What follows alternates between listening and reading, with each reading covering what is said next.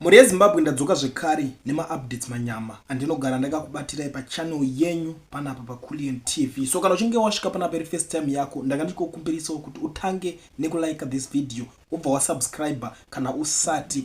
Zvinobatsira kuitira kuti family ikure, tirambe tichipanana ma-updates nezvinhu zvese zvinenge zvichiitika. So nyaya iya yema-MP ve-CCC vekuenda kuPrickep Farm kwa President Mnangagwa yobuda ichitaurwa nana Nick Mangwana vave kusaidhira vari kuibvuma zvechokwadi zvekuti ma-MP vakanga vachinzi vari kuenda kuPrickep Farm. Nyaya iyi yatombobuda, vamwe vari kukonfirma kuti akasike kutanga ma-MP aya achienda kuPrickep Farm, katoo kechipiri vachienda ikoko, ndo mamwe masources nyaya yemabudiro yairi kuita. So Nick Mangwanawo ndo paabuda achinyora achiti, we don't disagree for the heck of it. As Zimbabweans, we are not binary for the sake of it or to prove an unequivocal point. Opposition MPs visiting President Mnangagwa's farm aren't just touring, they are taking steps towards unity and seeking inspiration for Zimbabwe's agricultural growth. Ndo mashoko abuda ari kutaurwa naNick Mangwana achitaura achitsinira nyaya iyoyi.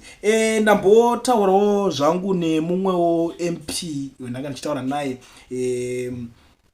achiti tisusu tanga tichinhikira. Ndamubvunza kuti alright, why iwewe waramba kuenda, because kune vaenda nevasina. Andipindura akati inini handina kuenda nekuti ini handina famu, saka hazvina need yekuti ndinge ndichienda ikoko. Vane mafamu regedzai vaende. Ndangogesa ndakangoti no, I think inyaya yekuti anga achida kuenda. Ndobva ndataurawo zvekare nemumwe anova azondibloka, ndichimubvunza kuti zvoni reason yawaendera ndechi ikoko. Akataura kuti zvoni isu tinenge taenda ikoko kuti tiende tinogadzirira tichitaurirana face to face nyaya dzema-electoral reforms, nekuti pamberi apa tichada kuzoita election, saka tinenge tawana opportunity yekuti titaure face to face. Ndakabvunza ndikati asi ma-reforms aya anogadzirirwa kana kuti anowanika kufamu kana kuti kumunda here? Ndo mubvunzo wandabvunza, handina kuzopindurwa zvishinu, ndabva ndangoona ndangoblokwa. Asi ndo zvavari vakomana vacho, havasi kunyanyisa kusekerera, because hatingati tiri kusekerera kuti vanhu timi muri kuda kunonzi muri kuda kuti muri kutembwa nevanhu, kuti muri kunomirira zvido zvevanhu. Kufama hakuna zvido zvemunhu, zvatoo zvema-personal nigirikini avo, zvepersonal gain. Nyaya dzavo vari kufunga kuti hatisi kudzinzwa, asi chokwadi chiripo ndechekuti zviri kuzivikanwa kuti vanhu ivavo chavari kunyatsoda kuita kuti varambe vari kuparliament. Saka zvinhu izvi vanokwanisa kuzviita vachingoti ngatiitei GNU, ngatigadzirirei tibva tangonhingirina, and then uyo obva apinda 2020 something yake yaanenge achida kuenda, oramba achikontinya akangodaro. Nyaya idzodzo tiri kudziziva dzese idzodzo. Saka that's why vave kuenda vachingonotenderera vachinohwanda kunyebedzera kudzungaira kwese kwavanenge vachiita. Isusu hedu tinenge tatovaona kudhara. Ma-MP vanonyebedzera kunge vane moyo inoda maZimbabweans, ivo vane moyo inoda kuti vashandire mhuri dzavo vachidya vachiguta. But shit, tiri kuvaziva. Anyway, ndiri kukusiyirai this audio muchiteererawo mundiudzawo zvamuri kufunga. MaZimbabweans vane zvakawanda zvavari kutaura. Kana uchingone yako yekutaura, you can send panhamba idzodzi dzinenge dzichishowa pascreen. Makadini vanhu mose vapenyu, ndinokumbiravo kuti ngatinzwisisane savanhu mukati mukurarama. Chakakosha kurarama. Vana vanhu vane dambudziko guru, vane usimbo hwokufunga, vane usimbo hwokuzviitira. Zvikamu zvandiri kutaura izvi, pane vane usimbo hwokufunga, pouya vane usimbo hwokuzviitira, pouyazve vane mweya wakaipa. Vanhu vavo vakasiyana, pouyazve vane mweya wakanaka. Vanhu avo ndirimwe boka ravanhu.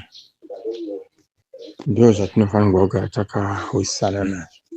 Vanhu ivava mose vakadaro, kutoratidza kusiyana kwepfungwa dzevanhu nekurarama kwavanhu. Asi chinhu chikuru, Dhokasi mwoyo akaimba achiti, kumagumo usarivara, usakangamwa kumagumo.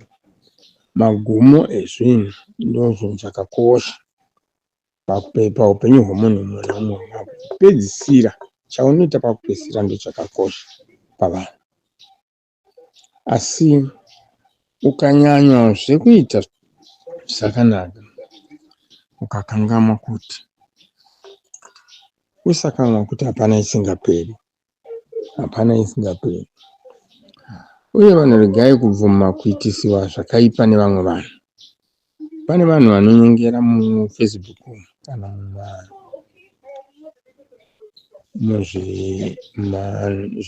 zvikamu izvo zvakaisiwa izvi mazuva ano, vanonekanganisiwa nevamwe vanhu pfungwa vachivakurudzira kuita zvakaipa, asi zvizovatonga ivo vaya vanovakurudzira vasimo. Takabva kuri neZANU-PF chaizvo, takatowana tiri vana adiki tiri takadoitanga, asi manje dambudziko guru riripo, vakauya marombe mafibhoni-free. Iye zvino ndingakuudzai mungatsamwa zvenyu kana munhu akataura, nekuti vanhu mune tsika mune pfungwa dzakasiyana siyana sezvanambotaura. Munhu akanzwa chamisa achisora unogumbuka zvokuti izvo kana haza kumba wake hali, asi mwoyo wachamisa chaiwo chaiwo pauri kana pfungwa dzachamisa pachaipo chaiwo padziri, hapana unopaziva. Ndoda kuudzai chokwadi, hapana unoziva pane pfungwa dzachamisa chaipo chaipo. Ndizvononga ndakaziva izvozvo. Vamwe vanoona ungati munhu akabwa ndiye adova Mwari, asi zvaari mupfungwa dzake vamwe takazvitsvaga takuzviona nekuti anoshanda, anotori pabasa senewe ndiri pabasa, sewewo uri pabasa kushandira Mwari wako. Vose vanoshandisiwa kuponda vanhu idambudziko guru kwavari. Iye haana dambudziko nokuti igweta, hamuzokwanisi kumupa mhosva nokuti andakauraya ndiani. Saka imwe makadouraya ndomakandiisa pachigaro ichocho. Ndiri kureva vose, kubva kumasoja, kubva kumayuthi, kubva kumapurisa, kubva kunana Priscilla Chibumba, kubva kunana Matanga, handiti vana Chiwenga. Panozotanga nyaya yekuti Mnangagwa aende padare, mose iye mwandaverenga chiriye Chiwenga wacho chaicho anenge ari mudare, hamuzosara nokuti mamuchiita mose. Saka ngatiregei kungotendeka vamwe chingotaura. Ngatiyeuchidzanei kuita zvakanaka pakurarama kwedu. Ndochinhu chandinoona hangu chakangonaka muupenyu. Dzidza, bvuma kutsiurwa, bvuma kudzidzisiwa, hapana usingakanganisi. Asi nhamo huru guru yataita haisi yaMunangagwa. Ina handimuzivi ende handina basa naye, handimudi. Nhamo huru yataita vanhu vanotambura, nhamo huru yataita vanhu vanoda kudla pana mahuri avarume. Ndiyo nhamo huru yataita munyika, vanhu vanoda kudla mahuri echirume awanda kudarika vakadzi, ndiyo vaitisawo mvungambopoto dzese idzi.